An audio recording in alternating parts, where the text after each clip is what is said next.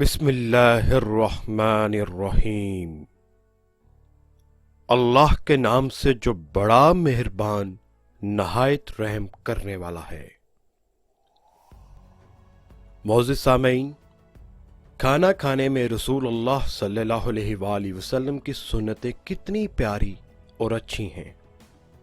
پہلی بات یہ کہ آپ صلی اللہ علیہ وآلہ وسلم جب بھی کھانا کھاتے تو اپنے پیٹ کا کچھ حصہ خالی رکھتے تھے۔ مطلب یہ کہ ایک تو کھانا اتنا کم کھایا کہ ڈکار نہ آئے، دوسرا یہ کہ تھوڑی سی بھوک ابھی باقی رہے تو کھانا چھوڑ دیں۔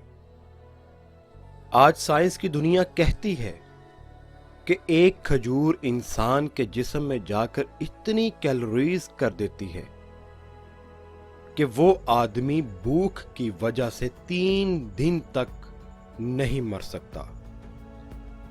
ناظرین ذرا سوچئے ہم جو اتنی غذا کھاتے ہیں کہ اس کا 10% ہمارے جسم کا حصہ بنتا ہے اور 90% ایسا ہوتا ہے کہ جو ہم کرش کر کے خارج کر دیتے ہیں۔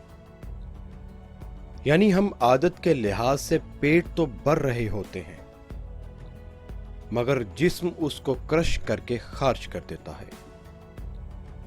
پوری غذا کا 10واں حصہ ہمارے جسم کا حصہ بنتا ہے، تو ہم نے اپنے معدے کو خوب بھر لیا، جس کی وجہ سے بیماری، فلاں بیماری، گیس کی تکلیف، پیٹ کا بڑھنا، یہ ساری بیماریاں پیدا ہوتی ہیں۔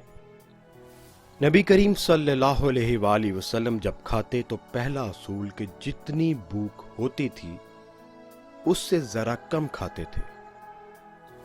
دوسری بات، ایک وقت میں ایک کھانا کھاتے تھے، 2 کھانوں کو ملا کر نہیں کھاتے تھے۔